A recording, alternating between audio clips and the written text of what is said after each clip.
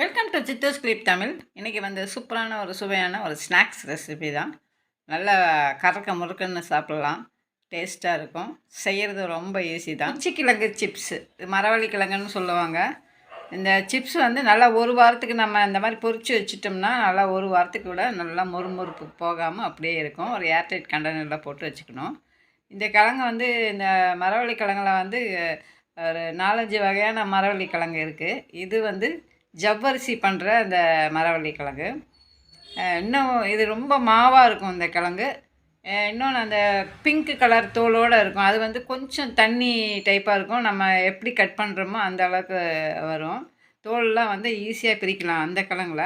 ஆனால் இதில் வந்து தோல் அவ்வளோ ஈஸியாக நம்ம எடுக்க முடியாது. இந்த மாதிரி கட் பண்ணி இப்படி கொஞ்சம் கொஞ்சமாக பிச்சு எடுக்கலாம். அந்த பிங்க் கலர் கிழங்குல வந்து தோல் ஒரு இடத்துல கட் பண்ணோம்னா போதும், அப்படியே முழுசும் தோல் உறிஞ்சி வரும். இதில் வந்து நம்ம கொஞ்சம் கையில் பிச்சு பிச்சு தான் எடுக்கணும். கட் பண்ணி தான் வரும். இன்னொரு விதமாக கூட இதனோட தோலை எடுத்துக்கலாம். என்னென்னா நம்ம காய்கறி தோல் சீவருக்கு வச்சோம்ல, புடலங்காய் பீக்கங்காய்லாம் தோல் சீவுமில்ல, இந்த கட்டரை இதை வச்சு கூட நம்ம மேலாப்பில் தோல் அப்படியே எடுத்துக்கலாம். ஆனால் இதை வச்சு எடுக்கும்போது கொஞ்சம் கிழங்கும் சேர்த்து போகும். இந்த தோல் வந்து கொஞ்சம் லேசாக இருக்கும். பாருங்கள், இந்த தோல் லேசாக இருக்கும். அதனால தான் நம்மளுக்கு வந்து அந்த பிரிக்க முடியாது. அந்த கெட்டி தோல் அப்படியே கெட்டி தோலும் வந்து வெள்ளையாகவே இருக்கும். இந்த மாதிரி நம்ம தோலை எடுத்துக்கலாம். எடுத்துட்டு இதை அப்படியே நம்ம சிப்ஸு போடாமல் தண்ணியில் போட்டு ஒரு தடவை தோல் உரித்ததுக்கப்புறம் அலசணும். தண்ணியில் போட்டு நல்லா கழுவிட்டு அதுக்கப்புறமா கொஞ்சம் நேரம் அப்படியே ஒரு தட்டு, அகலமான தட்டில் வச்சு நம்ம சிப்ஸு சீவலாம். அப்படி இல்லைன்னா ஒரு நீட்டாக ஒரு வெள்ளை துணியை கீழே விரித்து போட்டு அதில் சீவிக்கலாம். இது வந்து நான் வீட்டில் யூஸ் பண்ணுற இந்த கட்டை தான். சிப்ஸு போடுறதுக்காக நம்ம கிழங்கு சீவருக்குன்னே இருக்கிற இந்த கட்டை. இதில் வந்து நம்ம அட்ஜஸ்ட்மெண்ட்டு பார்த்து வச்சுக்கலாம். நல்லா மெலிசாக வேணால் மெலிசாக வச்சுக்கலாம். இதில் வாழைக்காய் பஜ்ஜியெல்லாம் போடும்போது கொஞ்சம் ஒரு மாதிரி வச்சுக்கலாம். அட்ஜஸ்ட்மெண்ட் வச்சுருக்காங்க இந்த சைடில் இருக்கிற அந்த இது. இப்போ பாருங்கள், கொஞ்சம் சீவுறேன். அந்த சின்ன பகுதியாக இருக்கிறத சீவும்போது நல்லா ரவுண்டாக அந்த மாதிரி வந்துடும். இது மாவு கிழங்குங்கிறனால நம்ம ரவுண்டாகவே கட் பண்ணோம்னா கொஞ்சம் நேரம் கொஞ்சம் காற்று பட்ட உடனே இப்படி சிப்ஸு நம்ம சீவின அந்த சீவல்லாம் அப்படி உடையிற மாதிரி ஆயிரும். அதனால் நம்ம கொஞ்சம் நீட்டமாக அப்படி சீவிட்டோம்னா நம்மளுக்கு வசதியாக இருக்கும் நம்மளுக்கு பொரிக்கிறதுக்கு. இந்த கிழங்குலையும் வந்து நல்லா தண்ணி இருக்கும். ஆனால் அந்த பிங்க்கு தோல் இருக்கிற கிழங்குல இருக்கிற தண்ணி மாதிரி இதில் ரொம்ப அதிகமாக தண்ணி ஒட்டியிருக்காது. ஆனால் ஈரப்பசை அப்படியே இருந்துட்டு தான் இருக்கும். உழுகும்போது பச்சை உழுகுதில்ல, அது பார்த்திங்கன்னா தனித்தனியாக உழுகுற மாதிரி தெரியும். ஆனால் கொஞ்சம் ஈரப்பசை இருந்து தான் இருக்கும். பாருங்கள், ஒரு 3 நாள் அப்படியே சேர்ந்து தான் அப்படியே ஒட்டிட்டு தான் இருக்கும். இவ்வளோ நீட்டத்துக்கு சீவினா தான் இது கொஞ்சம் உடையாமல் இருக்கும் மாவு கிழங்குங்கிறதுனால. இதில் கொஞ்சம் ஈரப்பதம் இருக்கிறனால சரி வெள்ளை துணியில் நம்ம போட்டு சீவினோம்னா கொஞ்சம் உணர்ந்த மாதிரி நம்மளுக்கு கிடைக்கும். அதுவும் இல்லாமல் இந்த கிழங்குல என்ன ஒரு பிரச்சனைனா, அந்த பிசுறு வந்து சீவும்போது நிறைய பிசுறு வந்து விழுவும்.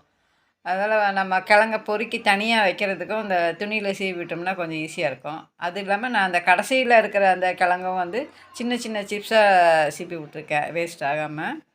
இந்த பெரிய சீவல்லாம் போட்டு நம்ம பொரித்து எடுத்ததுக்கப்புறம் சிப்ஸாக பொரித்து எடுத்ததுக்கப்புறம் இந்த குட்டி சீவி வச்சுருக்கோம்ல, இந்த குட்டி குட்டியாக அதெல்லாம் வந்து கடைசியில் போட்டு பொரித்து தனியாக எடுத்து வச்சுட்டு அதில் காரம் அதிகமாக, உப்பு நல்லா காரமும் அதிகமாக போட்டு நம்ம தொட்டுக்கிறதுக்கு கூட வச்சுக்கலாம்.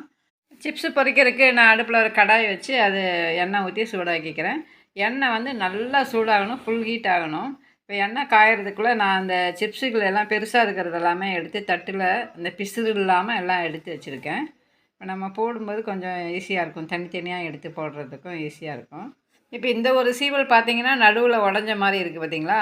இந்த மாவு கிழங்குங்கிறனால கொஞ்சம் நேரம் வச்சுருந்தாலும் கூட அப்படியே நடுவில் ரொம்ப மெலிசாக இருக்குன்னா நடுவில் உடஞ்சிடும். இப்போ கொஞ்சம் நீட்டமாக பண்ணியிருக்கிறதுனால உடையாமல் அப்படியே இருக்குது. அதனால தான் நீட்டமாக நான் எல்லாம் சீவி வச்சுருக்கேன். அந்த பிங்க் தோல் உள்ள அந்த கிழங்கை வந்து நம்ம ரவுண்டாகவே நம்ம எடுக்கலாம், சீவல் போடலாம். அது வந்து உடையாது. ஆனால் தண்ணி அதிகமாக இருக்கும் அதில். ஒன்றோட ஒன்று அப்படியே ஒட்டியே இருக்கும். எண்ணெய் சூடாயிருச்சான்னு பார்க்குறக்கு ஒரு சின்ன பீஸ் உள்ளே போட்டிருக்கேன். அப்படியே நல்லா கொதிக்குது. எண்ணெய் நல்லா கொதிச்சிருக்கு. இந்த சிப்ஸு போடுறதுக்கு எண்ணெய் நல்லா கொதிச்சிருக்கணும். ஹை ஹீட்டில் தான் இருக்கணும். இப்போ தனித்தனியாக எடுத்து ஒன்று ஒன்றா நான் போடுறேன். இது மொத்தமாகவும் போடலாம், ஆனால் அப்படியே போய் பிடிச்சிக்கும். அப்புறம் நம்ம பிரித்து விட்டு தான் எடுக்கணும். இது சீவல் பெருசாக இருக்கிறதுனால தனித்தனியாக போடுறேன். கொஞ்சம் கொஞ்சமாக போட்டு எடுத்துட்டோம்னா ஈஸியாக இருக்கும் நம்மளுக்கு. மொத்தமாக அள்ளி போட்டோம்னா அந்த பொடியாக நம்ம கொஞ்சம் சீவல் வச்சுருக்கோம்ல, அதை வந்து நம்ம அப்படியே போட்டு பொரித்து எடுத்துக்கலாம். தனித்தனியாகவே வந்துடும். அந்த பெருசு வந்து பெரிய பெரிய சீவல் வந்து நம்ம கொஞ்சம் கொஞ்சமாக போட்டு போட்டு தான் எடுக்கணும். இது பொரிக்கும்போது என்ன ஒரு பிரச்சனைன்னா, நம்ம அரிகரண்டிய வச்சு இந்த பக்கம் அந்த பக்கம் தள்ளிக்கிட்டே இருக்கணும், ரவுண்ட் அடிச்சுட்டே இருக்கணும். கொஞ்சம் நேரம் விட்டோம்னா ஒரு சீவல் வந்து அப்படியே ரொம்ப பொரிஞ்சு அப்படியே கனகரேன்னு ஆயிரும். மற்ற சீவல்லாம் ஒரு ஈவனா வேகாது. ஈவனா அந்த கலர் வந்து ஈவனா இருக்காது. அதுக்காக வேண்டி தான் இந்த மாதிரி இப்படி தள்ளி விட்டுட்டு அப்படியே திருப்பி விட்டுட்டே இருக்கணும். நல்லா பபுள்ஸ் எல்லாம் அடங்கினதுக்கப்புறம் டக்குன்னு எடுத்துடணும்.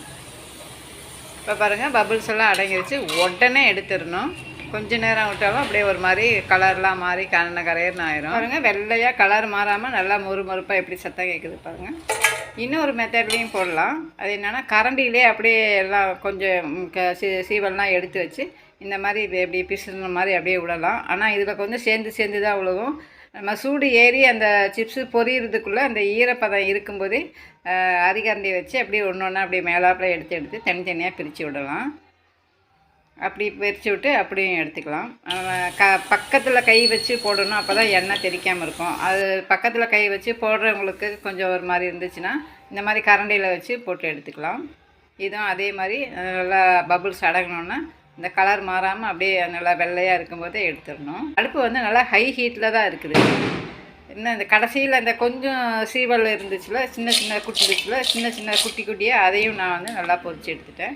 எல்லாம் பொரித்து எடுத்ததுக்கப்புறம் தேவையான அளவு தனி மிளகாய்த்தூள் சேர்த்துக்கலாம். குழந்தைங்கள்லாம் சாப்பிடுவாங்க. அப்படி சாப்பிட்ற மாதிரி இருந்துச்சுன்னா காரம் வந்து கம்மியாக போட்டுக்கலாம்.